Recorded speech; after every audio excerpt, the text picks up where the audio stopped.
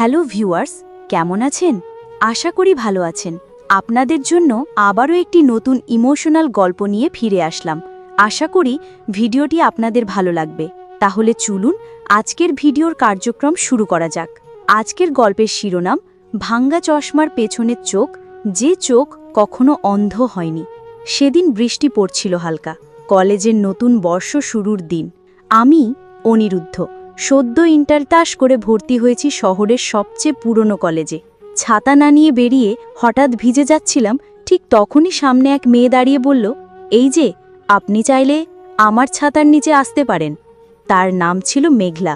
বৃষ্টির দিনে নামের মতোই ধোঁয়াশা একটা অনুভূতি নিয়ে সে এসেছিল আমার জীবনে। মেঘলার সঙ্গে আমার বন্ধুত্বটা গড়ে উঠেছিল ধীরে ধীরে। সে খুব কম কথা বলতো, তবে যখন বলতো মনে হতো যেন শব্দগুলো সুর হয়ে বাজে।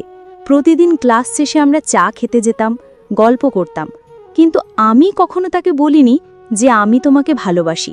মেঘলার স্বপ্ন ছিল সাংবাদিক হওয়া। ওর চোখে এক অদ্ভুত আগুন ছিল। অন্যায়ের বিরুদ্ধে লিখবে, সমাজের গলদ তুলে ধরবে, এমনটাই ভাবত। আমি মুগ্ধ হয়ে তাকিয়ে থাকতাম ওর স্বপ্নের কথা শুনে।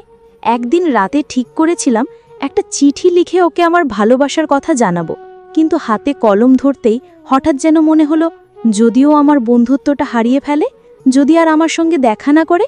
চিঠিটা লেখা হয়নি। সময় গড়াতে থাকলো। কলেজ শেষ, চাকরির প্রস্তুতি শুরু।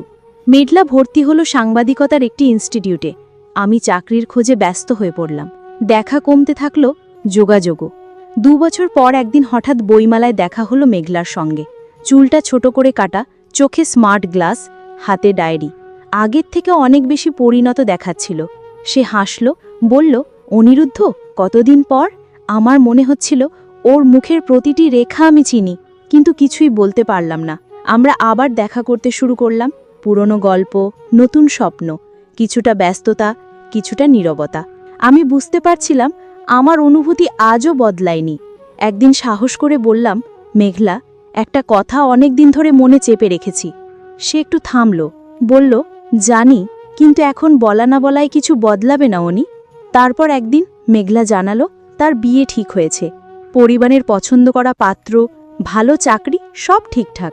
আমি কিছু বলিনি, শুধু জিজ্ঞাসা করেছিলাম, তুই কি খুশি? সে চোখ নামিয়ে বলল, জানি না। সেদিনও বৃষ্টি হচ্ছিল। ওকে বিদায় জানাতে গিয়েছিলাম। ভেজা রাস্তায় দাঁড়িয়ে মেঘলার দিকে তাকিয়ে বললাম, ভালো থেকো মেঘলা। সে কিছু বলল না, শুধু চোখের কোণে এক ফোঁটা জল নামল। সেটা বৃষ্টির ফোঁটা না চোখের জল আমি জানি না। আজ 10 বছর কেটে গেছে। আমি এখন লেখক। আমার প্রথম উপন্যাসের নাম বৃষ্টির মধ্যে দাঁড়িয়ে। গল্পটা শুরু হয় এক মেয়ের ছাতার নিচে দাঁড়ানো দিয়ে, শেষ হয় এক চির বিদায়ে। প্রতিবার বৃষ্টি পড়লে আমি ছাদে যাই, চোখ বন্ধ করে অনুভব করি সেই মুহূর্তটা যখন বলেছিলাম, ভালো থেকো মেঘলা। কারণ একটা বিদায় অনেক সময় চিরকাল থেকে যায়, না বলা ভালোবাসা হয়ে। এক সন্ধ্যায় পুরনো ডায়েরির পাতা উল্টাতে উল্টাতে হঠাৎ একটা অসমাপ্ত চিঠি হাতে এলো। সেই চিঠি যেটা মেঘলাকে দেবার কথা ছিল। অক্ষরগুলো আজও কাঁপা, কিন্তু অনুভূতিগুলো আগের চেয়েও বেশি জ্যান্ত। আমি চিঠিটা পড়ে ফেলে দিলাম না, ঠিক করলাম সেটা শেষ করব, হোক না আজ 10 বছর পর। একদিন ফোনে আমন্ত্রিত হলাম এক সাহিত্য সভায়, যেখানে অতিথি লেখক হিসাবে ডাকা হয়েছে মেঘলাকে। হৃদয়টা ধুকধুক করতে লাগলো। দেখা হবে কি ওর সঙ্গে আবার? গিয়েছিলাম, দূর থেকে দেখছিলাম ওকে। মঞ্চে দাঁড়িয়ে মেঘলা বলল, আজকের লেখা উৎসর্গ করছি একজনকে যিনি কখনো কিছু বলেননি, কিন্তু সবটাই বুঝিয়ে গেছেন। আমার চোখে জল এসে গেছিল। আমি জানি ও আমাকেই বলেছে। সেই সভা শেষে ওর সঙ্গে দেখা হলো।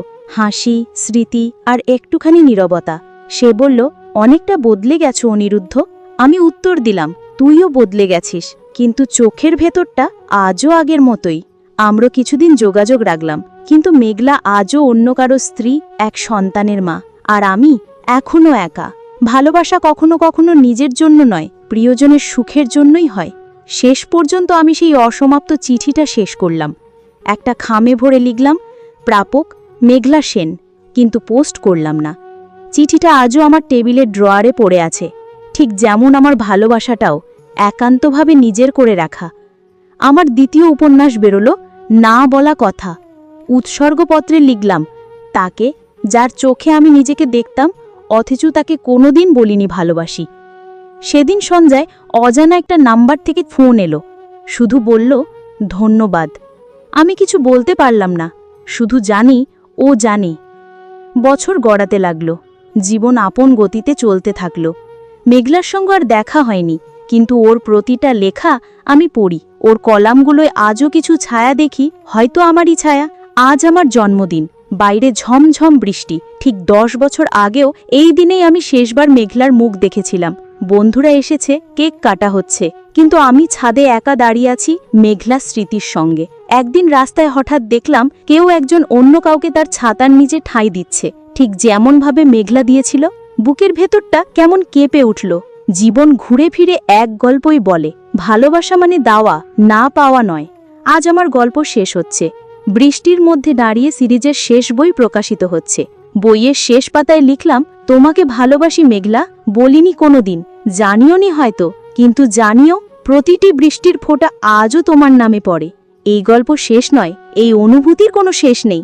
ভালোবাসা থেমে থাকে না, শুধু রূপ বদলায়। ঠিক যেমন বৃষ্টি থেমে গেলেও মাটি ভেজা থাকে অনেকক্ষণ।